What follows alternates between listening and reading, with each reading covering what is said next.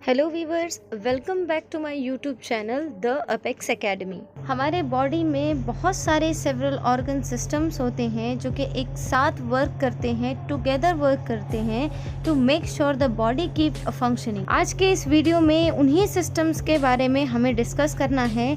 सबसे पहले इनमें आता है स्केलेटल सिस्टम। स्केलेटल सिस्टम के बारे में आप सभी ने जो फर्स्ट वीडियो था उसे देखा था कि स्केलेटल सिस्टम में एक बोनी फ्रेमवर्क होता है जो कि एक्ट करता है सपोर्ट करने का, स्ट्रक्चर देने का और प्रोटेक्शन का। जो हमारे बॉडी के ऑर्गन हैं वो हमारे बोन की वजह से प्रोटेक्ट है। हमारे बोन की वजह से हमें एक फ्रेमवर्क मिला है, हमारे बोन की वजह से हमें सपोर्ट मिलता है। जो बोन है वो हमें प्रोटेक्ट करने का काम करता है, हमारे वाइटल ऑर्गन्स को सेफ करके रखा है। फॉर एग्जांपल हमारा हार्ट, तो हमारा हार्ट जो सेफ है वो स्टार्टिंग के जो हमारी रिब्स है, रिब अगर फ्रंट से देखें तो रिब्स है और अगर हम बैक की तरफ से देखें तो वर्टिब्रल कॉलम है, तो उसमें पूरे में वो सराउंडेड होके बिटवीन द टू लंग्स वो सेफ है। नेक्स्ट देखते हैं मस्कुलर सिस्टम। मस्कुलर सिस्टम में स्केलेटल, स्मूथ, कार्डियक मसल्स तीनों भी आती है। ये परमिट करता है मूवमेंट ऑफ बॉडी को, मेंटेन करता है बॉडी के पोस्चर को और सर्कुलेट करता है ब्लड को थ्रू आउट द बॉडी। जो मसल्स और टेंडन्स है वो बोन्स से attach. Nearly all movement in the body is the result of muscle contraction. Muscle contraction की वजह से ही मूवमेंट हो पाती है बॉडी की। नेक्स्ट है nervous system. Nervous system control और कोऑर्डिनेशन का काम करता है। मतलब किसी भी चीज़ पे जो कंट्रोलिंग पावर है, जो हमारा कलेक्ट करना, किसी भी इंफॉर्मेशन को प्रोसेस करना, उसको सेंस करना, फील करना, ये सब आ जाता है नर्वस सिस्टम के। हमारी बॉडी का किसी भी चीज़ के लिए जो क्विक एक्शन है और जो रिफ्लेक्स एक्शन है, जो बॉडी की मेमोरी पावर है, जो ट्रांसलेट कर सकते हैं, जो विलिंग पावर है, ये सारी चीज़ें हमारे नर्वस सिस्टम के अंदर आती है। नेक्स्ट देखते हैं सर्कुलेटरी सिस्टम। सर्कुलेटरी सिस्टम को कार्डियोवास्कुलर सिस्टम भी कहते हैं, जो कि सर्कुलेट करता है ब्लड को पूरी बॉडी में via heart, arteries and veins. Oxygen को डिलीवर करता है, न्यूट्रिएंट्स को, ताकि वो पूरे ऑर्गन्स के पास, सेल के पास पहुंच जाए और वहाँ से जो वेस्ट प्रोडक्ट है उनको कैरी अवे करता है। बॉडी के टेम्परेचर को मेंटेन करता है। ब्लड से रिलेटेड फैक्ट के बारे में ऑलरेडी वीडियो मैं अपलोड कर चुकी हूँ, तो आप उस वीडियो को भी देख सकते हैं। आप आई बटन पे क्लिक कीजिए और वहाँ से आपको इन्फॉर्मेशन मिल जाएगी ब्लड के बारे में। नेक्स्ट देखते हैं डाइजेस्टिव सिस्टम के बारे में। एक ऐसा सिस्टम जो एब्जॉर्ब करेगा न्यूट्रिएंट्स को, जो हम खा रहे पी रहे हैं उसमें से न्यूट्रिएंट्स को एब्जॉर्ब करेगा। आप पहले भी पढ़ चुके हैं the conversion of complex food into simple form so that it easily absorb in the blood, उसे कहते हैं डाइजेशन।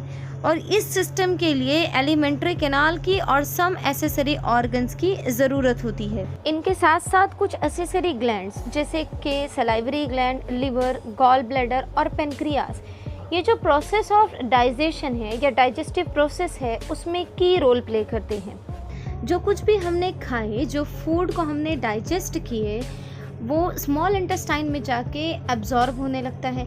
जो न्यूट्रिएंट्स हैं हमारे फूड में उसको एब्जॉर्ब करके सर्कुलेटरी सिस्टम को पास किया जाता है ताकि पूरी बॉडी के सेल्स तक उसे पहुंचाया जा सके, उसे यूज़ किया जा सके, उसे स्टोर किया जा सके। डाइजेशन के बेसिकली 4 स्टेप्स हैं। सबसे पहले जो हमने फूड को इनटेक किए उनका मैकेनिकली और केमिकली ब्रेक डाउन हुआ फूड का, उसमें से न्यूट्रिएंट्स एब्जॉर्प्शन हुआ। अब जो इनडाइजेस्टेबल फूड है उसका एलिमिनेशन होगा। तो ये जो एलिमिनेशन है वो थ्रू फीसेस हो जाएगा, मतलब लार्ज इंटेस्टाइन में जाएंगे, उसके बाद फीकल मैटर बन के बॉडी के बाहर चले जाएंगे। एक्सक्रीटरी सिस्टम में क्या होता है, जो नाइट्रोजनस वेस्ट प्रोडक्ट है जो प्रोटीन के ब्रेकडाउन की वजह से बनी है, जब सेल्स जो है वो कैटाबोलाइज करता है अमीनो एसिड को ताकि उनसे एनर्जी ऑब्टेन कर सके। पहला स्टेप ही इसका होता है deamination. During deamination enzymes remove the amino group as ammonia. Excess ammonium ions convert हो जाते हैं यूरिया में। यूरिया प्रोड्यूस होता है लिवर में। Excretory system is responsible for the elimination of waste. कुछ पार्ट्स ऑफ द बॉडी है जो इसमें इन्वॉल्व होते हैं, इस प्रोसेस में इन्वॉल्व होते हैं, जैसे कि स्वेट ग्लैंड, लिवर, लंग्स और किडनी। इसके बारे में हम डिटेल में देखेंगे बट इस वीडियो में नहीं। एक पूरा वीडियो होगा एक्सक्रीशन के ऊपर, आप उसमें पूरी डिटेल ले सकते हैं। फिलहाल हमने देख लिया एक्सक्रीटरी सिस्टम, अब हम बढ़ते हैं नेक्स्ट सिस्टम की तरफ जो कि है respiratory system. Respiratory system oxygen supply करता है पूरी बॉडी को फ्रॉम द एटमॉस्फेयर, और उसी सेम टाइम पे जो कार्बन डाइऑक्साइड बनी है हमारे बॉडी में उसको बाहर निकालता है। हमारे बॉडी के कुछ ऑर्गन्स इस रेस्पिरेटरी सिस्टम में इंक्लूड करते हैं, जैसे कि nose, mouth, larynx, pharynx, lungs और डायफ्राम। ये टुगेदर वर्क करते हैं और पूरा रेस्पिरेटरी सिस्टम चलता है। नेक्स्ट है endocrine system. Endocrine system made up of gland that make hormones. ये हार्मोन्स क्या करते हैं, केमिकल मैसेंजर की तरह काम करते हैं। ये इंफॉर्मेशन को कैरी करते हैं one set of cells to another. Basically hormones are chemical substance that act like messenger molecule in the body. ये बॉडी के एक पार्ट में बना, ट्रैवल होके ब्लड में पौर होके कहाँ पर गया, जहाँ पर इसे एक्ट करना है। वैसे तो एंडोक्राइन सिस्टम के बहुत सारे फंक्शन हैं, बट उनमें कुछ यहाँ पर हम डिस्कस कर लेते हैं, जैसे कि metabolism, growth and development, emotion and mood, sleep, blood pressure, ऐसे बहुत सारे फंक्शन एंडोक्राइन सिस्टम के अंदर आते हैं। एंडोक्राइन का मतलब ही होता है कि जो इनका सिक्रेशन है वो डायरेक्टली ब्लड स्ट्रीम में होगा, ताकि ब्लड के थ्रू वो अपने डिस्टेंट ऑर्गन तक पहुंच सके। जो एक्सोक्राइन सिस्टम है हमारी बॉडी में, उसका ये बिल्कुल भी अपोजिट होते हैं। नेक्स्ट देखते हैं इंटेग्यूमेंट्री सिस्टम।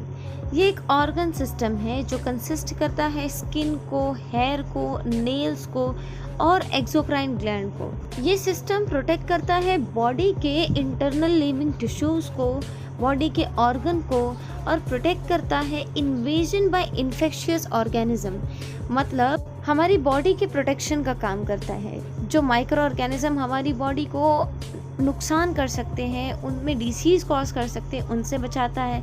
हमारी बॉडी को डिहाइड्रेशन से बचाता है, यूवी लाइट, मैकेनिकल डैमेज, इन सब से हमारी बॉडी को प्रोटेक्ट करता है। सेंसेशन का काम करता है, पेन को, टेम्परेचर को, टच को, या जो डीप प्रेशर है उनको सेंस करके मूवमेंट के लिए हेल्प करता है। और भी ऐसे बहुत सारे फंक्शन आते हैं इंटेग्यूमेंट्री सिस्टम में। फिलहाल हमें इस सिस्टम्स को काउंट करना था, तो ये हमने यहाँ पे देख लिया इस सिस्टम को। एक लास्ट देखते हैं रिप्रोडक्टिव सिस्टम। हम सब जानते हैं कि हम अपने पेरेंट्स के चाइल्ड हैं, और जो हमारे पेरेंट्स हैं वो हमारे ग्रैंड पेरेंट्स के बच्चे हैं। तो basically reproduction is the process by which a new individual are produce by their parents.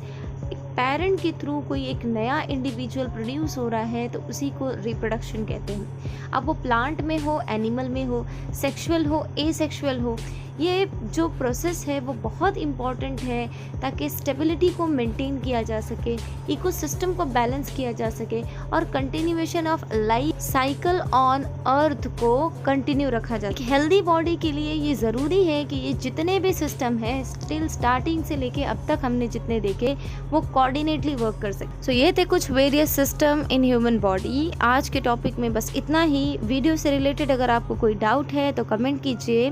Video पसंद आई तो लाइक, शेयर और सब्सक्राइब ज़रूर करना, और नीचे जो बेल आइकन है उसे प्रेस करिए ताकि आपको हमारी नोटिफिकेशन मिलते रहे।